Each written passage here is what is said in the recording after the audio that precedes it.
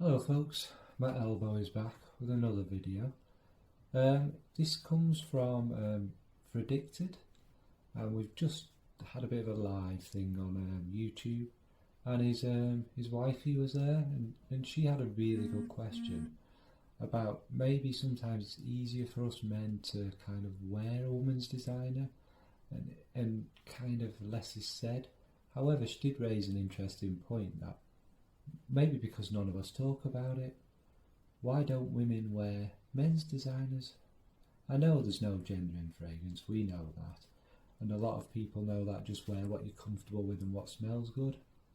But it's not often talked about that many women wear men's traditional designers. Now, Clemence CC on here is quite famous for wearing a nice green vetiver or a fougere style fragrance and isn't bothered. But apart from Clemence, I can't think of any other reviewers who are women who wear men's designers.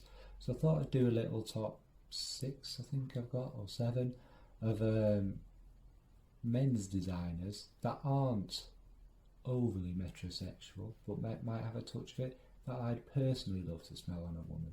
And I'll tag a few people at the end, and let's see how many we can get, just to show that perfectly fine for a normal woman to wear a man's designer fragrance. Anyway, hope you like the idea.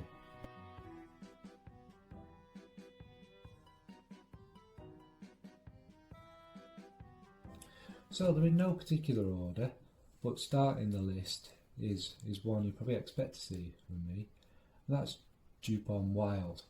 Now this is quite masculine, if you like, but to me it's got a nice touch of sweetness, but it has them traditionally masculine notes such as tobacco running through it, a nice rum. It's a very warm, smooth, with a touch of coconut. I'm not sure where the coconut comes from in this, and you don't pick up a loud, deep, dark tobacco, but it's definitely there. And this, I think, smells great on me personally, but I also think, why wouldn't this smell good on a woman? It's quite a nice, cosy, cuddly scent. And I think also, I should have mentioned this at the beginning, I think fragrances smell totally different on totally different people. Something that, if I had a twin brother that wore a fragrance, it would smell totally different on him than it does on me. And it's the same whatever gender you are and whoever you are. If it works for you, it works for you. But this I think would work on either sex very well. So that's this one.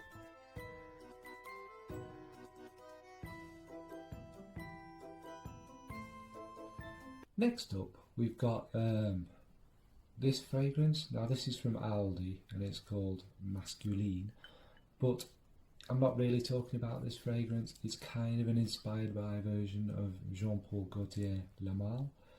Now that was a twist when it first came out. It was a twist on your traditional kind of fougere, and what they've done with it is they kind of taken that lavender as a base and put some vanilla and smoothness in it, a touch of mint, and it made it, again, famous like Jupiter's time, quite a gender bending, if you like, fragrance.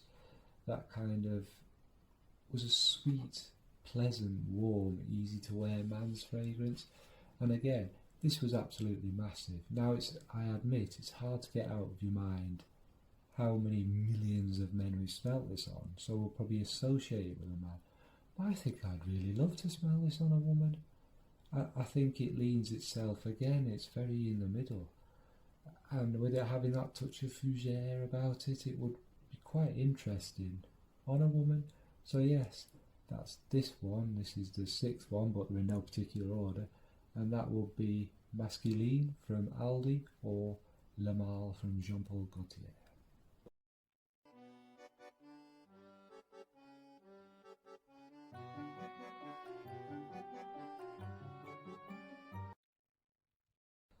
Now next up is a very well known man's fragrance, and that's D&G The One, and this is the EDP.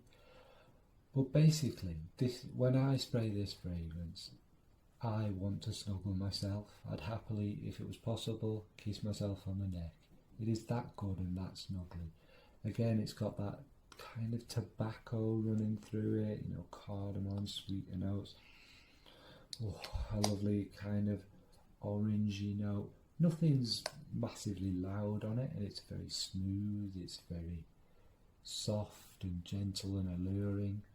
But again, what would stop any woman wearing this? And as much as I love to sniff and smell myself all the time wearing this, I know I go crazy over smelling this on a woman. It's not the easiest fragrance to wear, because it's when do you wear it, because it is really an intimate kind of scent. But I'd love walking past ladies in the supermarket or anyone wearing this and just get these damn gorgeous, gorgeous wafts. And maybe this smells a little mature on a man. I actually think on a woman it would smell quite youthful. So it's strange again how we perceive things and how we've kind of been brainwashed. But yes, that's number 5, Dolce & Gabbana, the one EDP.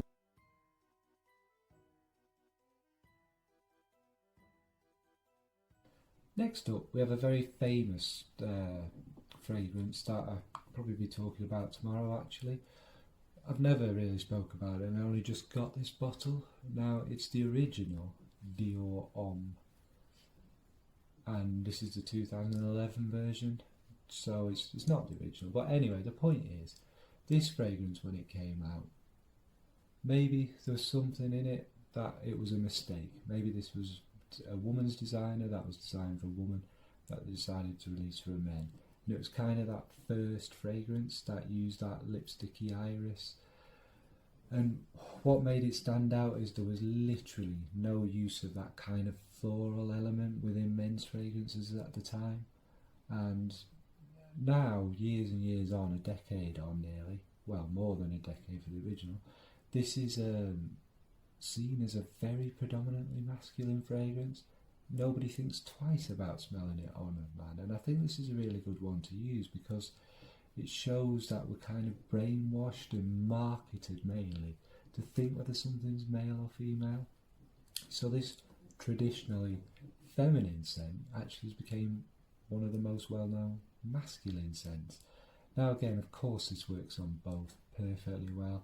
The chocolatey iris, the sort of citrus freshness running through it, the nice woods and amber, even in the base, although I don't pick it up a lot, but I know there's vetiver in here, which is a traditionally masculine kind of note, but I think this honestly would work just as well on a woman as it does on a man. So that's Dior Homme.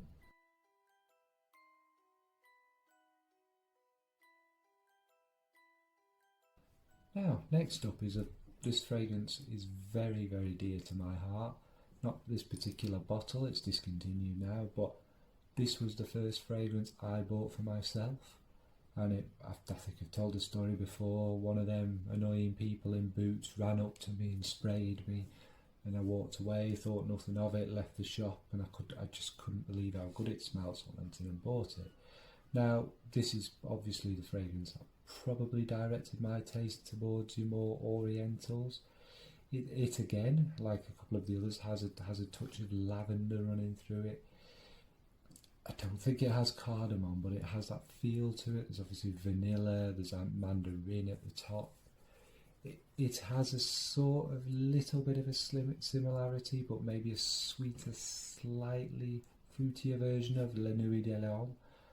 But anyway, yes, I've rambled on about that. But this again, actually, I know it smells good on a woman because my ex-girlfriend at the time used to steal mine and wear it, and for a fact this smelled just as good on her as it did on me. And it was lovely to have it, the smell on my pillow next to me, or walk past her and kiss her and smell this in the air. It is a lovely fragrance.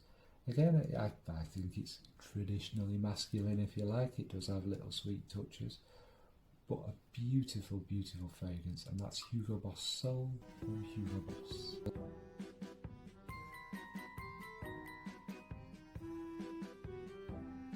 Now, I've left the last two more masculine, or so we see it, fragrances till last. But again, I think they all have masculine touches. But this one, Bvlgari Man in Black, the original, is compared to Spice Bomb. So I thought this was a good one to put in there. It's not the same as Spice Bomb. I think this is a little more refined, but I absolutely love Spice Bomb. But I think both actual fragrances could work well on a woman. Now, unlike the others, this has got the kind of oriental feel. It's got a lovely booziness running through it as well, and a touch again of tobacco. But what differs this mainly from the others is this has a good dosage of warm spices in it, probably cinnamon and other warm things, and peppers and that. Now, you don't smell in a lot of traditionally female fragrances spice, heavy spice, and I think it so suits a woman. Just again, the point of the spices to me is to draw you in, as well as being cosy and they help projection, but they actually draw somebody in. There's something so alluring about spices. So I think Bvlgari Man in Black easily could be worn by any woman. And so that's Bvlgari Man in Black.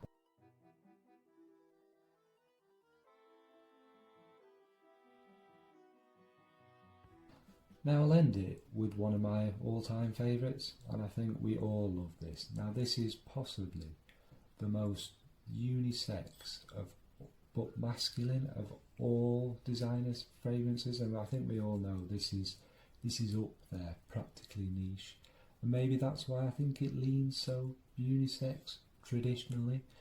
But it's Dior Homme, the Parfum edition. Now, what it is about this is it has a little bit of that lipsticky iris that's said to be in the original, but I don't think the iris is the main thing in this. What makes this stand out differently is that beautiful rose in the background, and it's a dark rose, and the leather just gives this so much depth and so much beauty. But again, because of the dark leather, yeah, this is traditionally a man's fragrance. No, again, why can't a woman wear a lovely dark leather? In fact, I think leather fragrances, I've not really seen it used in traditionally feminine ones, is a female traditional note. Who wears leather more, men or women? In my experience, although my dad's a biker, so's my stepmom, so I associate leather maybe more with women. But this again just highlights the point of all the rest. I don't think a note or a style or anything makes the fragrance male or female. I think it's what we've kind of grown up with. Anyway, that's my 2 cents worth. I'm going to tag a few people. I'll do it on my Instagram rather than witter on any long.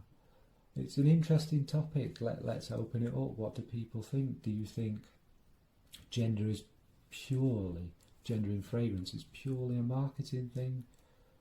Because we've grown up associating violets, florals, roses, soft little white flowers with women, and we've grown up thinking, men wear leather and dark spices and things like that. Do you think things will change? Yeah, interesting point. Right, thank you. Bye-bye.